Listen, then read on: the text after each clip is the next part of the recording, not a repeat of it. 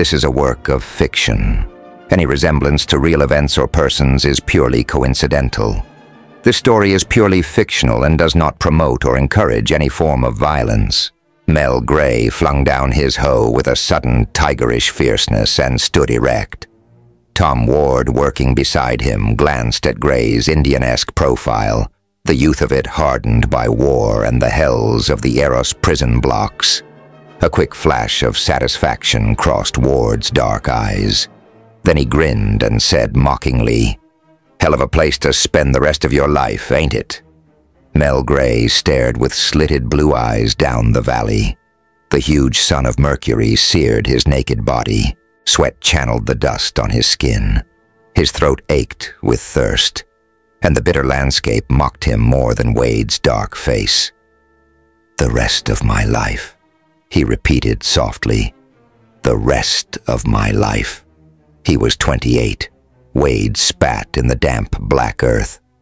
"You ought to be glad. Helping the unfortunate, building a haven for the derelict." "Shut up!"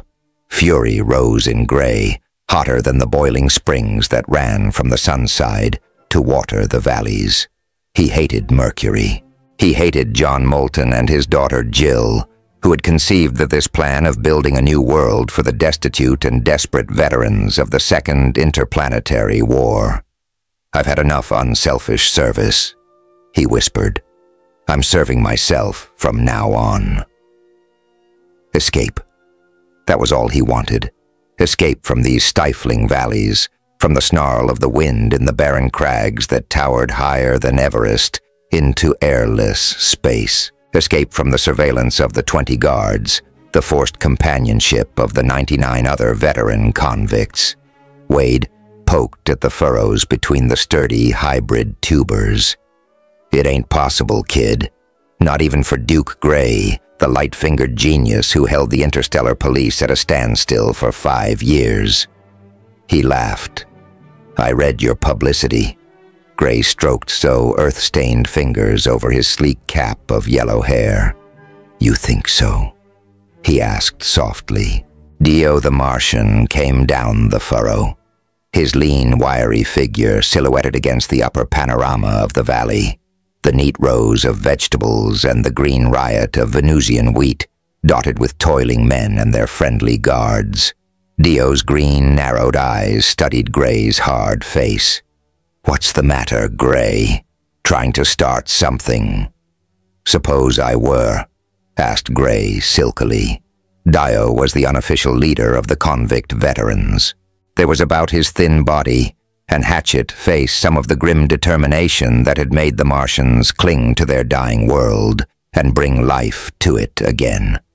"You volunteered, like the rest of us," said the Martian.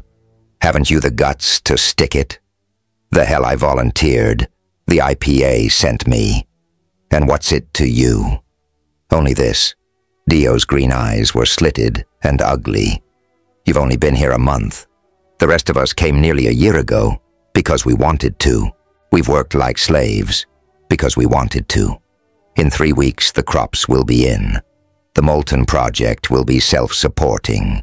Moulton will get his permanent charter, and we'll be on our way.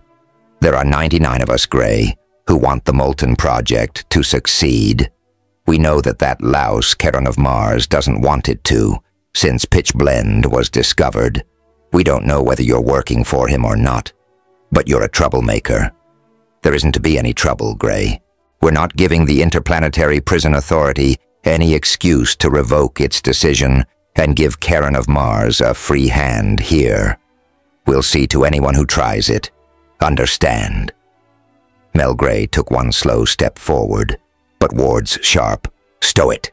a guard, stopped him. The Martian worked back up the furrow. The guard, reassured, strolled back up the valley, squinting at the jagged streak of pale gray sky that was going black as low clouds formed, only a few hundred feet above the copper cables that ran from cliff to cliff, high over their heads. "Another storm," growled Ward. "It gets worse as Mercury enters perihelion.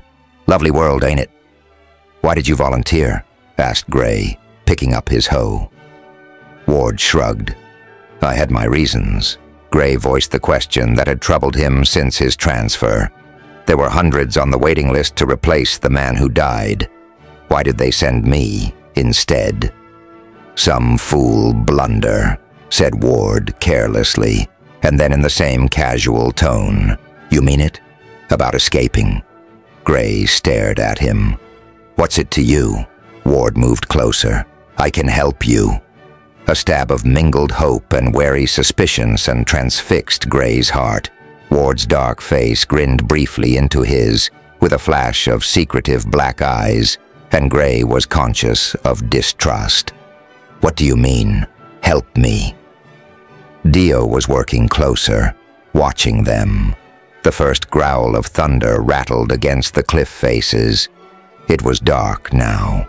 The pink flames of the dark side aurora, visible beyond the valley mouth. I've got connections, returned Ward cryptically. Interested? Gray hesitated. There was too much he couldn't understand. Moreover, he was a lone wolf, had been since the Second Interplanetary War wrenched him from the quiet backwater of his country home, an eternity of 8 years before, and hammered him into hardness, a cynic who trusted nobody and nothing but Mel Duke Gray. If you have connections, he said slowly, why don't you use them yourself? I got my reasons. Again, that secretive grin. But it's no hide off you, is it? All you want is to get away. That was true. It would do no harm to hear what Ward had to say. Lightning burst overhead, streaking down to be caught and grounded by the copper cables. The livid flare showed Dio's face, hard with worry and determination. Gray nodded.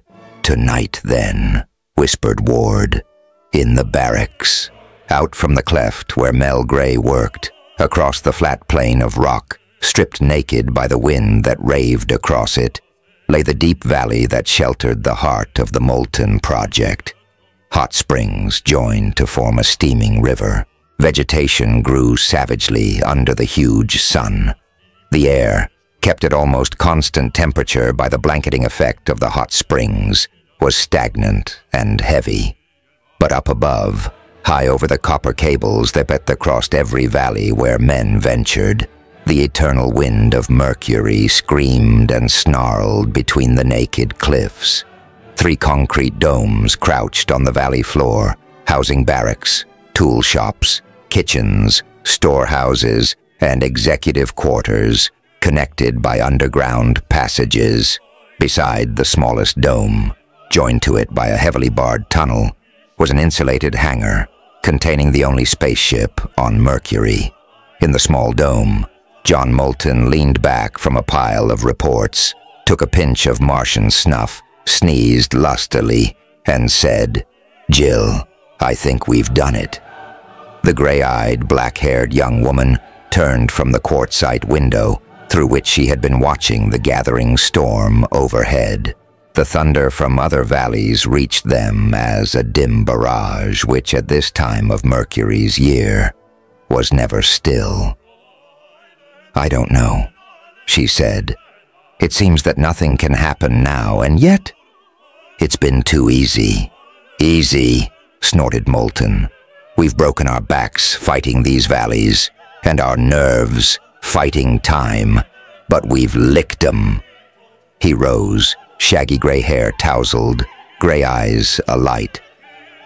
I told the IPA those men weren't criminals, and I was right. They can't deny me the charter now, no matter how much Karen of Mars would like to get his claws on this radium. He took Jill by the shoulders and shook her, laughing. 3 weeks, girl, that's all. First crops ready for harvest, first payor coming out of the mines. In 3 weeks, my permanent charter will have to be granted, according to agreement, and then, Jill, he added solemnly, we're seeing the birth of a world. That's what frightens me. Jill glanced upward as the first flare of lightning struck down, followed by a crash of thunder that shook the dome. So much can happen at a birth. I wish the 3 weeks were over. Nonsense, girl. What could possibly happen? She looked at the copper cables, burning with the electricity running along them, and thought of the 122 souls in that narrow twilight belt, with the fierce heat of the sun side before them and the spatial cold of the shadow side at their backs, fighting against wind and storm and heat to build a world to replace the ones the war had taken from them. So much could happen, she whispered. An accident, an escape. The interdome telescreen buzzed its signal. Jill, caught in a queer mood of premonition, went to it. The face of Dio the Martian appeared on the screen, still wet and dirty from the storm-soaked fields, disheveled from his battle across the plain in the chaotic winds. "I want to see you, Miss Moulton," he said. "There's something funny. I think you ought to know." "Of course," said Jill, and met her father's eyes. "I think we'll see now which one of us is right." The barracks were quiet, except for the mutter of distant thunder and the heavy breathing of exhausted men. Tom Ward crouched in the darkness by Mel Gray's bunk. "You ain't gonna go soft at the last minute, are you?" he whispered. "Because I can't afford to take chances." "Don't worry," Gray returned grimly. "What's your proposition?" "I can give you the combination to the lock of the hangar passage. All you have to do is get into Moulton's office where the passage door is and go to it. The ship's a two-seater. You can get her out of the valley easy." Gray's eyes narrowed in the dark. "What's the catch?" "There ain't none. I swear it. Look, Ward, I'm no fool. Who's behind this, and why? That don't make no difference. All you want—" "Ow!" Gray's fingers had fastened like steel claws on his wrist.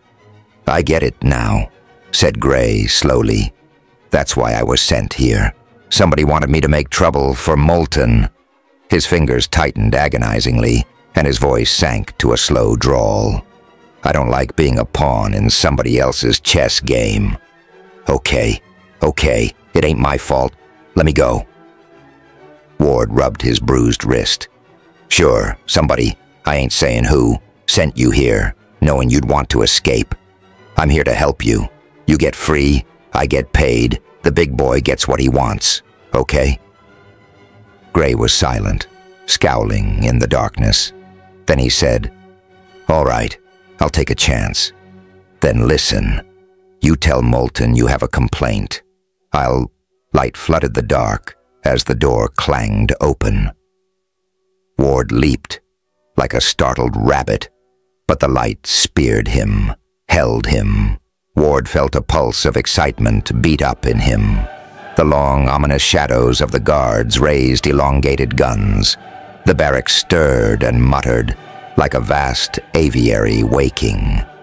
"Ward and Gray," said one of the guards. "Moulton wants you." Gray rose from his bunk with the lithe, delicate grace of a cat. The monotony of sleep and labor was ended. Something had broken. Life was once again a moving thing. John Moulton sat behind the untidy desk. Dio the Martian sat grimly against the wall. There was a guard beside him, watching. Mel Gray noted all this as he and Ward came in, but his cynical blue eyes went beyond, to a door with a ponderous combination lock. Then they were attracted by something else. The tall, slim figure standing against the black quartz panes of the far wall. It was the first time he had seen Jill Moulton. She looked the perfect, sober apostle of righteousness he'd learned to mock. And then he saw the soft cluster of black curls, the curve of her throat above the dark dress, the red lips that balanced her determined jaw, and direct gray eyes. Moulton spoke, his shaggy head hunched between his shoulders. "Dio tells me that you, Gray, are not a volunteer." "Tattletale," said Gray. He was gauging the distance to the hangar door, the positions of the guards, the time it would take to spin out the combination. And he knew he couldn't do it. "What were you and Ward up to when the guards came?" "I couldn't sleep," said Gray amiably. He was telling me bedtime stories. Jill Moulton was lovely. He couldn't deny that. Lovely, but not soft. She gave him an idea. Moulton's jaw clamped. Cut the comedy, Gray. Are you working for Charon of Mars? Charon of Mars, chairman of the board of the Interplanetary Prison Authority. Dio had mentioned him. Gray smiled in understanding. Charon of Mars had sent him, Gray, to Mercury. Charon of Mars was helping him through Ward to escape. Charon of Mars wanted Mercury for his own purposes, and he could have it. In a manner of speaking, Mr. Moulton, he said gravely, Charon of Mars is working for me. He caught Ward's sharp hiss of remonstrance. Then Jill Moulton stepped forward. Perhaps he doesn't understand what he's doing, Father. Her eyes met Gray's. You want to escape, don't you? Gray studied her, grinning as the slow rose flushed her skin, the corners of her mouth tightening with anger. Go on, he said. You have a nice voice. Her eyes narrowed, but she held her temper. You must know what that would mean, Gray. There are thousands of veterans in the prisons now. Their offenses are mostly trivial, but the prison authority can't let them go because they have no jobs, no homes, no money. The valleys here are fertile. There are mines rich in copper and pitch blende. The men have a chance for a home and a job, a part in building a new world. We hope to make Mercury an independent, self-governing member of the League of Worlds. With the Moultons as rulers, of course. Gray murmured.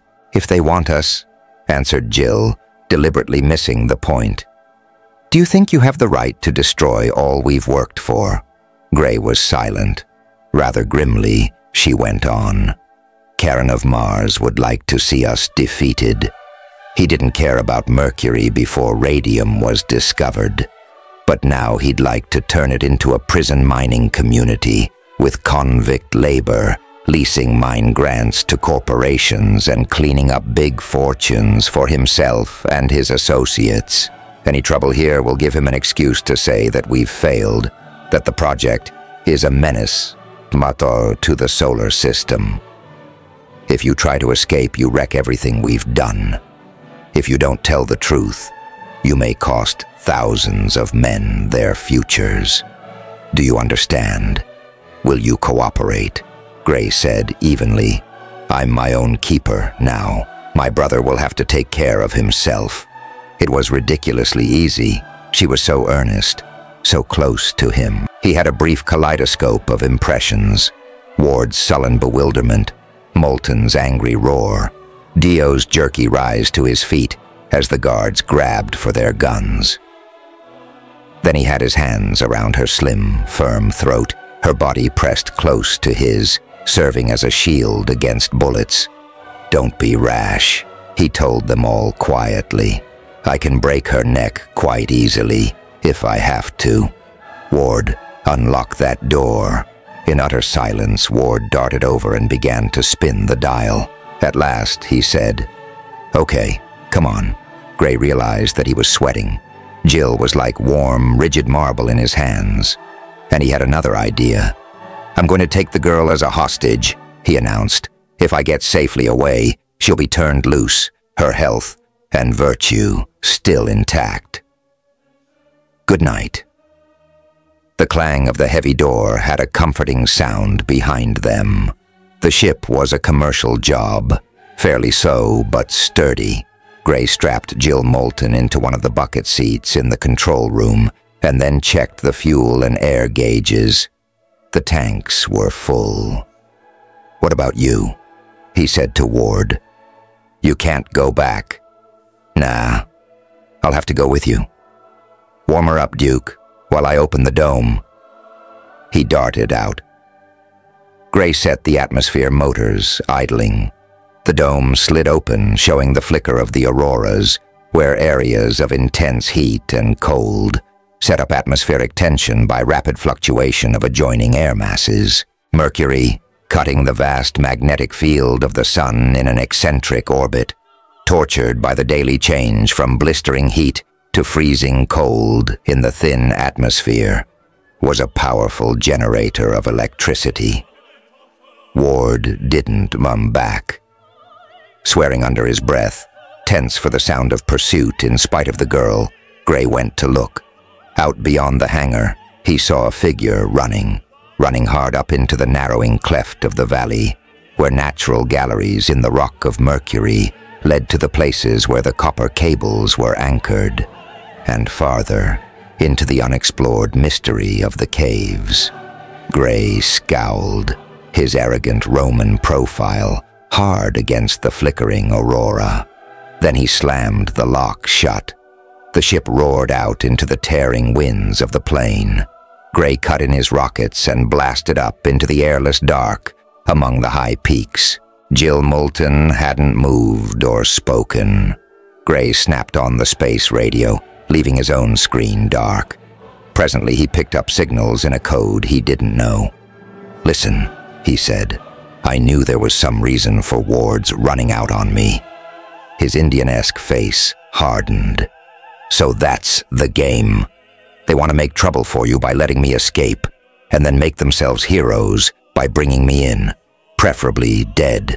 They've got ships waiting to get me as soon as I clear Mercury, and they're getting standby instructions from somebody on the ground, the somebody that Ward was making for." Jill's breath made a small hiss. "Somebody's near the project," Gray snapped on his transmitter. "Duke Gray, calling all ships off Mercury. Will the flagship of your reception committee please come in?" His screen flickered to life. A man's face appeared. The middle-aged, soft-fleshed, almost stickily innocent face of one of the solar system's greatest crusaders against vice and crime. Jill Moulton gasped. "Karen of Mars!" "Ward gave the game away," said Gray gently. "Too bad." The face of Karen of Mars never changed expression, but behind those flesh-hooded eyes was a cunning brain, working at top speed. "I have a passenger," Gray went on. "Miss Jill Moulton. I'm responsible for her safety, and I'd hate to have her inconvenienced." The tip of a pale tongue flicked across Karen's pale lips. "That is a pity," he said, with the intonation of a preaching minister. "But I cannot stop the machinery set in motion. And besides," finished Gray acidly, "you think that if Jill Moulton dies with me, it'll break John Moulton so he won't fight you at all." His lean hand poised on the switch. "All right, you putrid flesh tub. Try and catch us."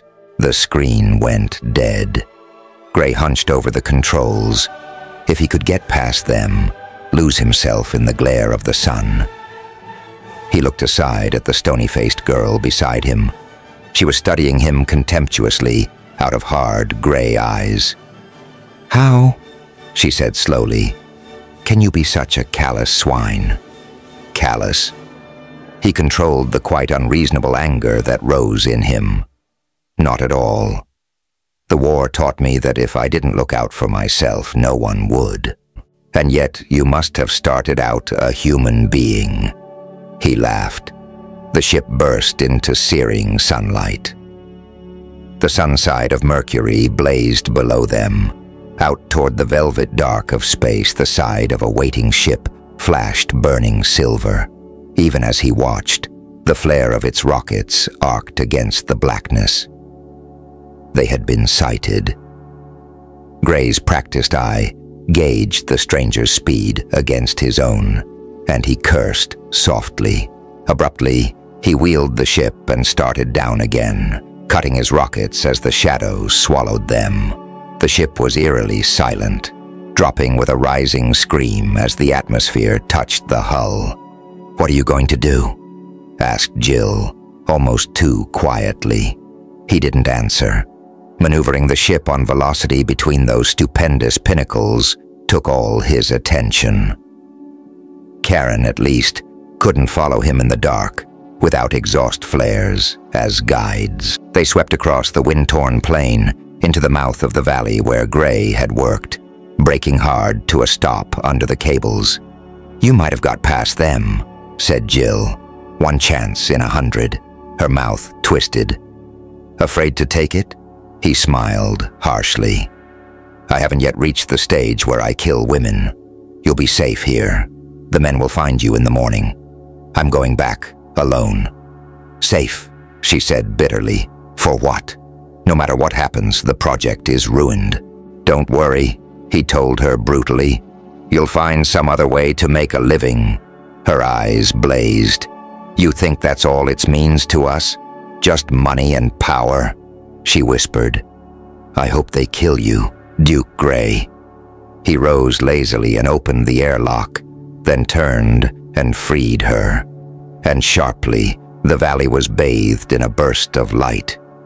"Damn!" Gray picked up the sound of air motors overhead. "They must have had infrared search beams. Well, that does it. We'll have to run for it, since this bus isn't armed." With eerie irrelevancy, the teleradio buzzed. At this time of night, after the evening storms, some communication was possible. Gray had a hunch. He opened the switch and the face of John Moulton appeared on the screen. It was white and oddly still. "Our guards saw your ship cross the plain," said Moulton quietly. "The men of the project, led by Dio, are coming for you. I sent them because I have decided that the life of my daughter is less important than the lives of many thousands of people.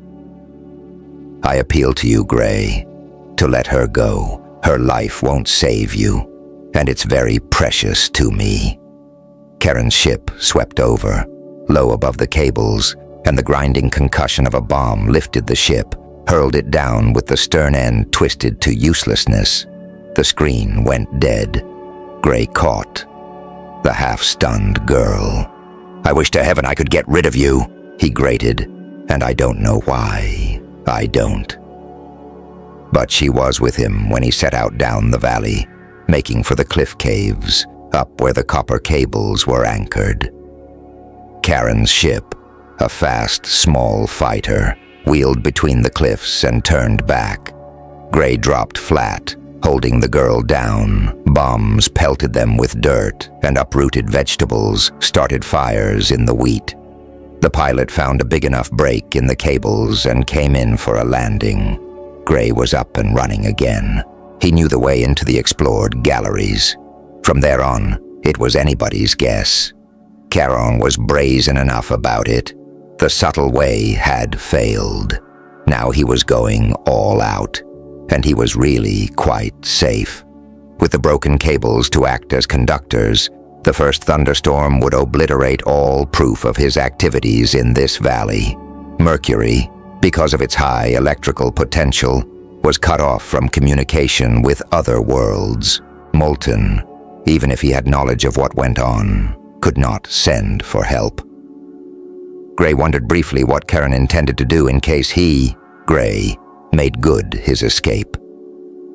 That outpost in the main valley, for which Ward had been heading, wasn't kept for fun. Besides, Karen was too smart to have only one string to his bow.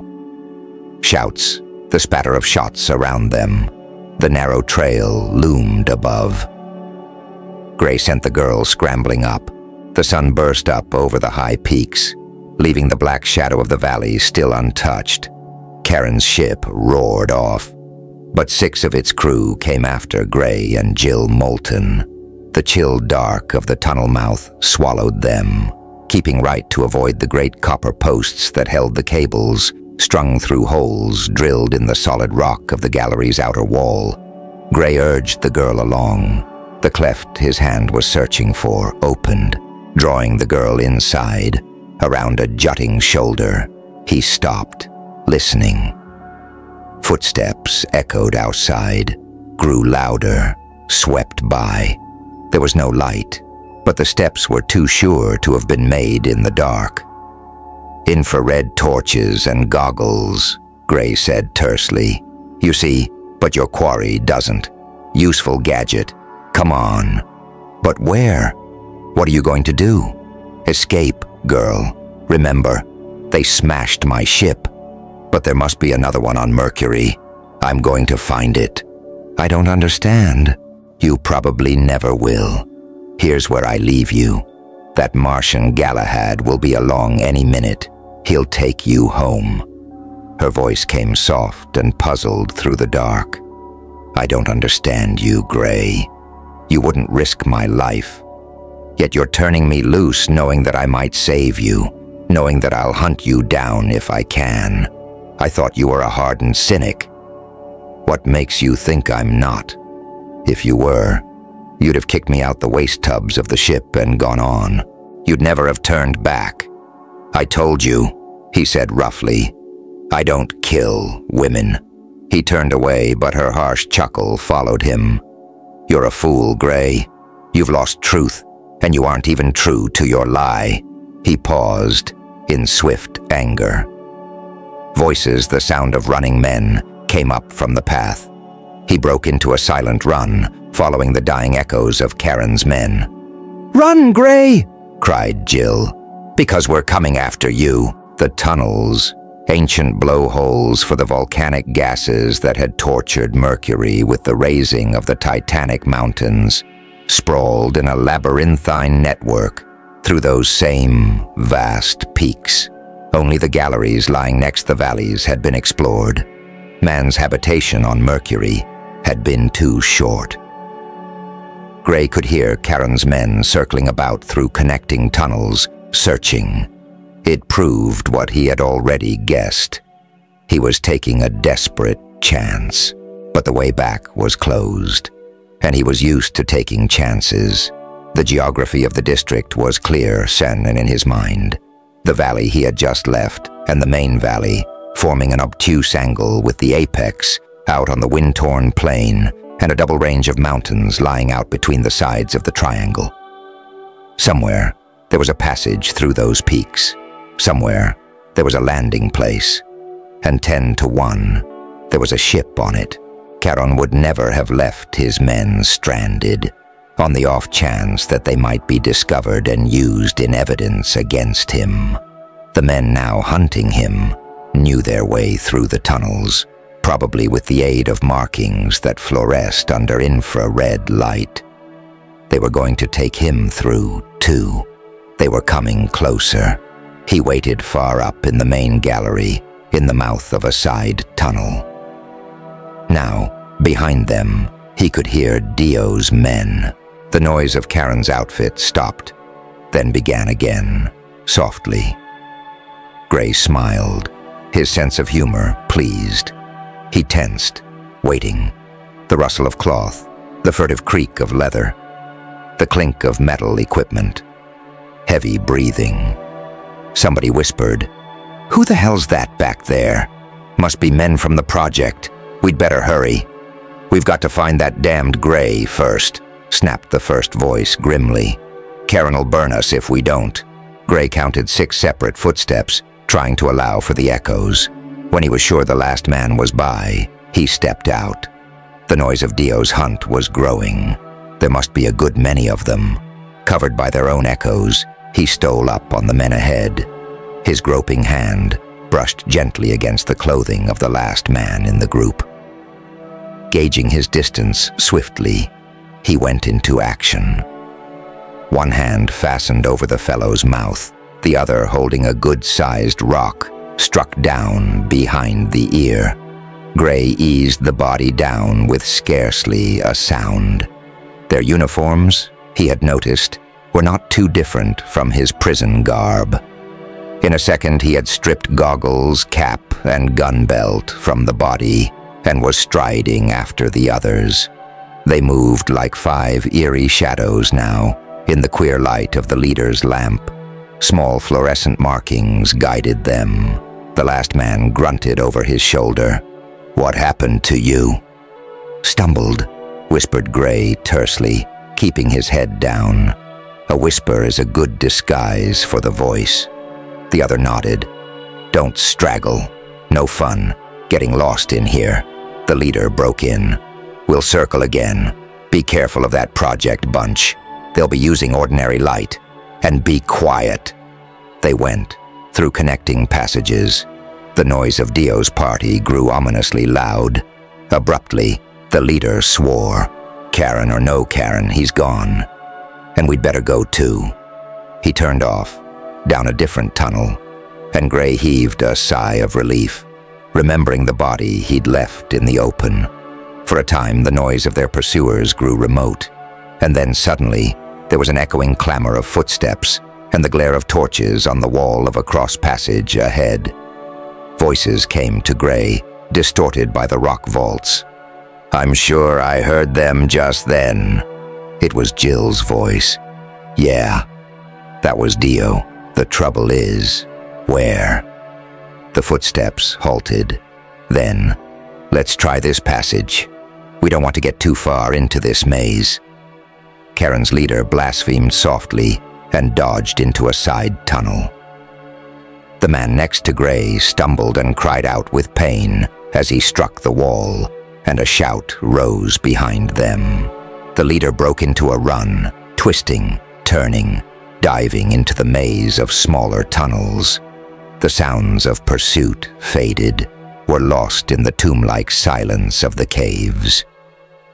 One of the men laughed. "We sure lost him." "Yeah," said the leader. "We lost him all right." Gray caught the note of panic in his voice. "We lost the markers, too." "You mean?" "Yeah, turning off like that did it. Unless we can find that marked tunnel, we're sunk."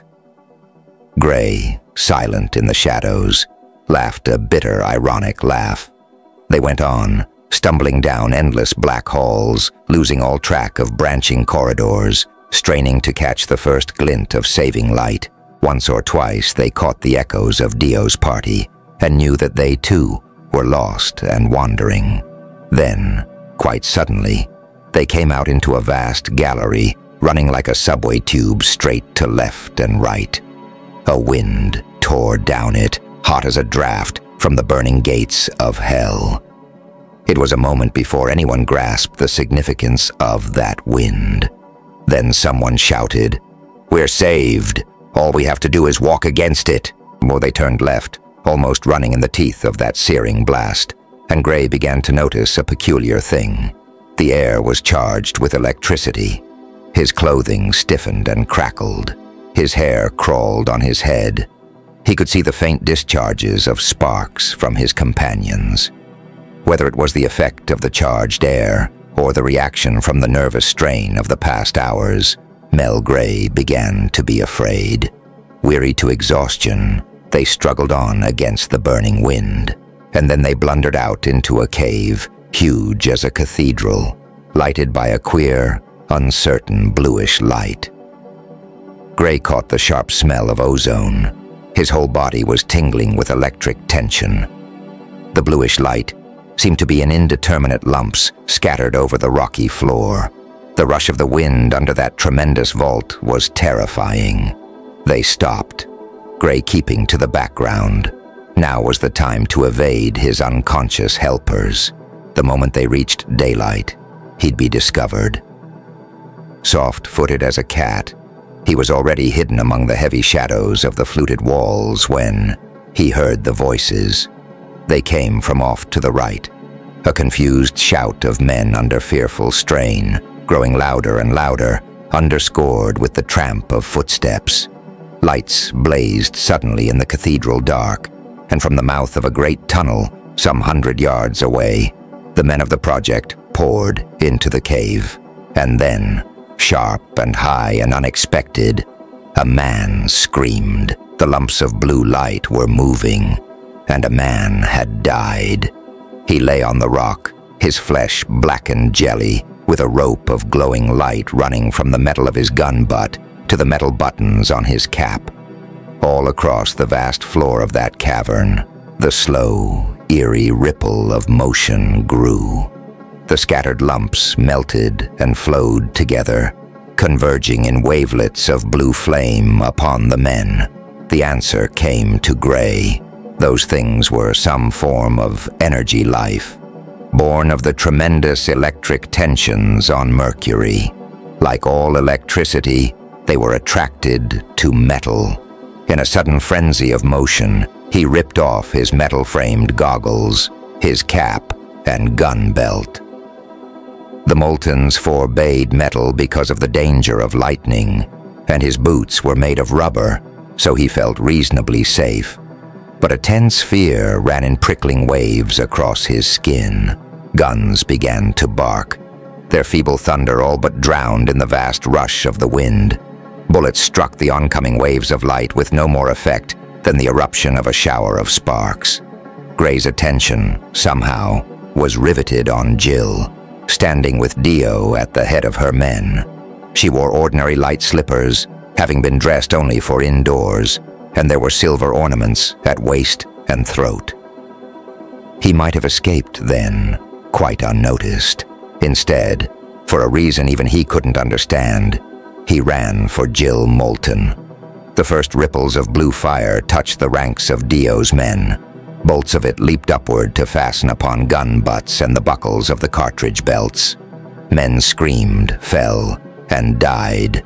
An arm of the fire licked out, driving in behind Dio and the girl. The guns of Caron's 4 remaining men were silent now. Gray leaped over that hissing electric surf, running toward Jill. A hungry worm of light reared up, searching for Dio's gun.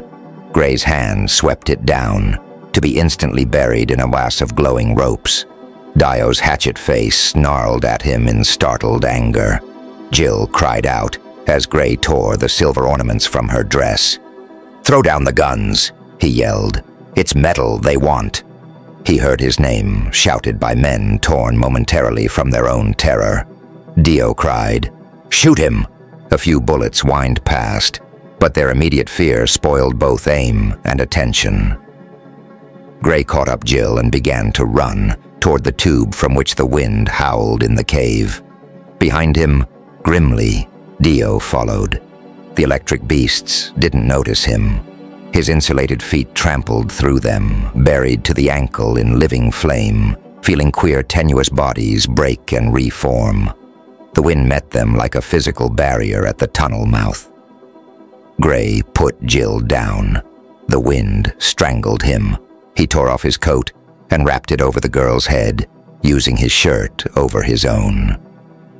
Jill, her black curls whipped straight, tried to fight back past him, and he saw Dio coming, bent double against the wind. He saw something else, something that made him grab Jill and point, his flesh crawling with swift, cold dread. The electric beasts had finished their pleasure. The dead were cinders on the rock. The living had run back into the tunnels, and now the blue sea of fire was flowing again, straight toward the place where they stood. It was flowing fast, and Gray sensed an urgency, an impersonal haste, as though a command had been laid upon those living ropes of flame. The first dim rumble of thunder rolled down the wind. Gripping Jill, Gray turned up the tunnel. The wind, compressed in that narrow throat of rock, beat them blind and breathless, beat them to their bellies, to crawl. How long it took them, they never knew. But Gray caught glimpses of Dio the Martian crawling behind them, and behind him again, the relentless flow of the fire things.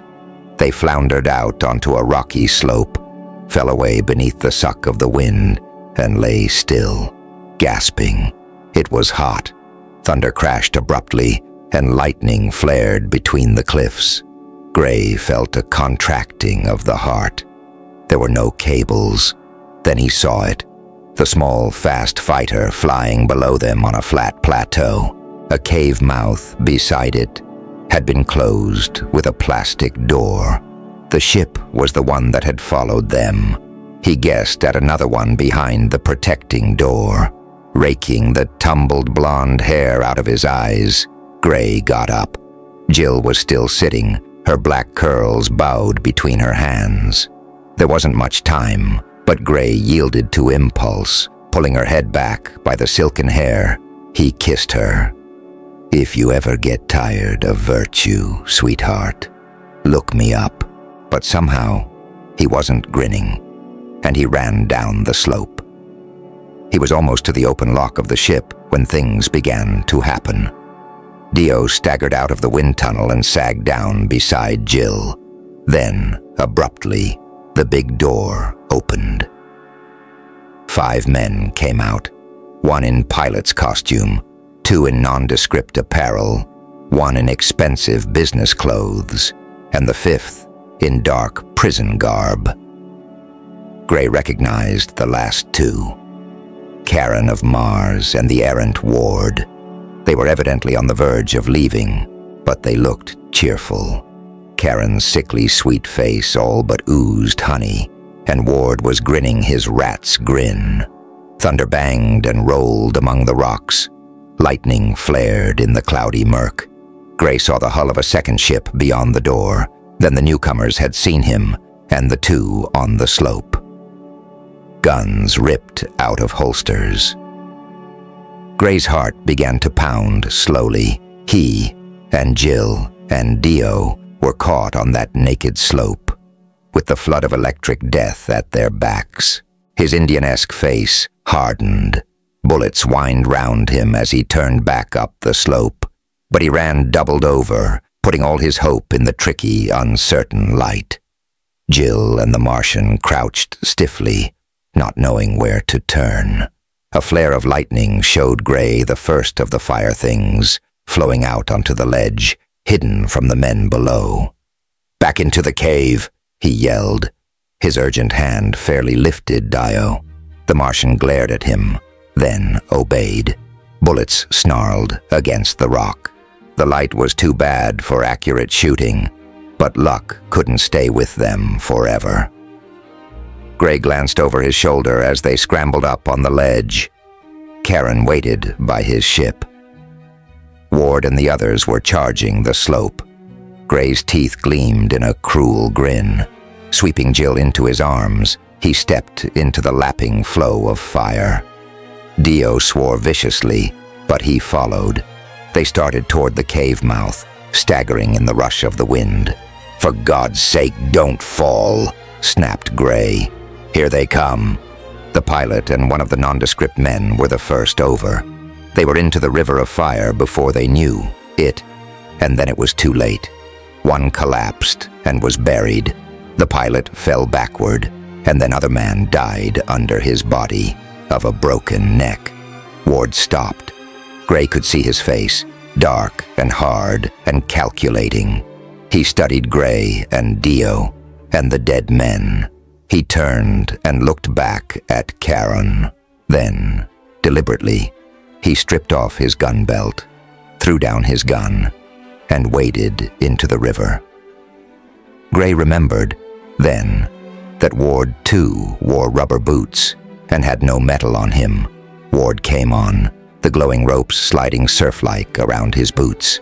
Very carefully, Gray handed Jill to Dio. "If I die too," he said, "there's only Karen down there.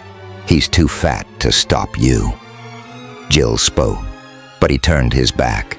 He was suddenly confused, and it was almost pleasant to be able to lose his confusion in fighting. Ward had stopped some 5 feet away. Now he untied the length of tough cord that served him for a belt. Gray nodded. Ward would try to throw a twist around his ankle and trip him. Once his body touched those swarming creatures, he tensed, watchfully. The rat's grin was set on Ward's dark face. The cord licked out, but it caught Gray's throat instead of his ankle. Ward laughed and braced himself. Cursing, Gray caught at the rope, but friction held it, and Ward pulled hard. His face purpling, Gray could still commend Ward's strategy. In taking Gray off guard, he'd more than made up what he lost in point of leverage. Letting his body go with the pull, Gray flung himself at Ward. Blood blinded him. His heart was pounding, but he thought he foresaw Ward's next move. He let himself be pulled almost within striking distance. Then, as Ward stepped aside, jerking the rope and thrusting out a tripping foot, Gray made a cat-like shift of balance and bent over. His hands almost touched that weird, flowing surf as they clasped Ward's boot. Throwing all his strength into the lift, he hurled Ward backward. Ward screamed once and disappeared under the blue fire. Gray clawed the rope from his neck. And then, suddenly, the world began to sway under him. He knew he was falling. Someone's hand caught him, held him up. Fighting down his vertigo as his breath came back, he saw that it was Jill. "Why?" he gasped, but her answer was lost in a titanic roar of thunder. Lightning blasted down. Dio's voice reached him, thin and distant through the clamor. "We'll be killed. These damn things will attract the bolts." It was true. All his work had been for nothing. Looking up into that low, angry sky, Gray knew he was going to die. Quite irrelevantly, Jill's words in the tunnel came back to him. "You're a fool. Lost truth. Not true to lie." Now, in this moment, she couldn't lie to him. He caught her shoulders cruelly, trying to read her eyes. Very faintly through the uproar, he heard her. "I'm sorry for you, Gray. Good man, gone to waste." Dio stifled a scream. Thunder crashed between the sounding boards of the cliffs. Gray looked up. A titanic bolt of lightning shot down, straight for them. The burning blue surf was agitated, sending up pseudopods uncannily like worshipping arms. The bolt struck. The air reeked of ozone, but Gray felt no shock. There was a hiss, a vast stirring of creatures around him. The blue light glowed, purpled. Another bolt struck down, and another, and still they were not dead. The fire things had become a writhing, joyous tangle of tenuous bodies, glowing bright and brighter. Stunned, incredulous, the three humans stood. The light was now an eye-searing violet. Static electricity tingled through them in eerie waves, but they were not burned. "My God," whispered Gray. "They eat it. They eat lightning." Not daring to move, they stood watching that miracle of alien life, the feeding of living things on raw current. And when the last bolt had struck, the tide turned and rolled back down the wind tunnel, a blinding river of living light. Silently, the three humans went down the rocky slope to where Karen of Mars cowered in the silver ship. No bolt had come near it, and now Karen came to meet them. His face was pasty with fear, but the old cunning still lurked in his eyes. "Gray," he said, "I have an offer to make." "Well?" "You killed my pilot," said Karen suavely. "I can't fly myself. Take me off and I'll pay you anything you want." "In bullets," retorted Gray. "You won't want witnesses to this. Circumstances force me. Physically, you have the advantage." Jill's fingers caught his arm. "Don't, Gray. The project." Karen faced her. "The project is doomed in any case. My men carried out my secondary instructions. All the cables in your valley have been cut. There is a storm now ready to break. In 15 minutes or so, everything will be destroyed, except the domes. Regrettable, but," he shrugged. Jill's temper blazed, choking her so that she could hardly speak. "Look at him, Gray," she whispered. "That's what you're so proud of being. A cynic who believes in nothing but himself. Look at him." Gray turned on her. "Damn you," he grated. "Do you expect me to believe you, with the world full of hypocrites like him?" Her eyes stopped him. He remembered Moulton, pleading for her life. He remembered how she had looked back there at the tunnel when they had been sure of death. Some of his assurance was shaken. "Listen," he said harshly. "I can save your valley. There's a chance in a million of coming out alive. Will you die for what you believe in?" She hesitated, just for a second. Then she looked at Dio and said, "Yes." Gray turned. Almost lazily, his fist snapped up and took Karen on his flabby jaw. "Take care of him, Dio," he grunted. Then he entered the ship, herding the white-faced girl before him. The ship hurtled up into airless space, where the blinding sunlight lay in sharp shadows on the rock, over the ridge and down again, with the project hidden under a surf of storm clouds. Cutting in the air motors, Gray dropped. Black, bellowing darkness swallowed them. Then he saw the valley, with the copper cables fallen, and the wheat already on fire in several places. Flying with every bit of his skill, he sought the narrowest part of the valley and flipped over in a racking loop. The stern tubes hit rock. The nose slammed down on the opposite wall, wedging the ship by sheer weight.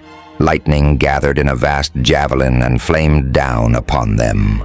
Jill flinched and caught her breath. The flame hissed along the hull and vanished into seared and blackened rock. "Still willing to die for principle?" asked Gray brutally. She glared at him. "Yes," she snapped. "But I hate having to die in your company." She looked down at the valley. Lightning struck with monotonous regularity on the hull, but the valley was untouched. Jill smiled, though her face was white, her body rigid with waiting. It was the smile that did it. Gray looked at her, her tousled black curls, the lithe young curves of throat and breast. He leaned back in his seat, scowling out at the storm. "Relax," he said. "You aren't going to die." She turned on him, not daring to speak. He went on slowly. "The only chance you took was in the landing. We're acting as lightning rod for the whole valley, being the highest and best conductor.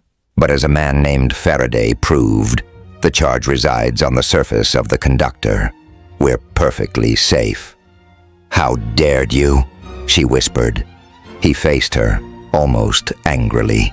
"You knocked the props out from under my philosophy. I've had enough hypocritical eyewash. I had to prove you. Well, I have."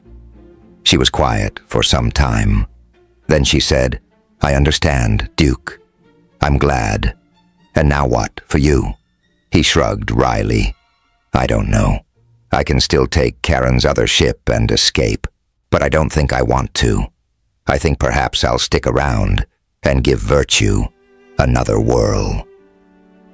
Smoothing back his sleek fair hair, he shot her a sparkling look from under his hands.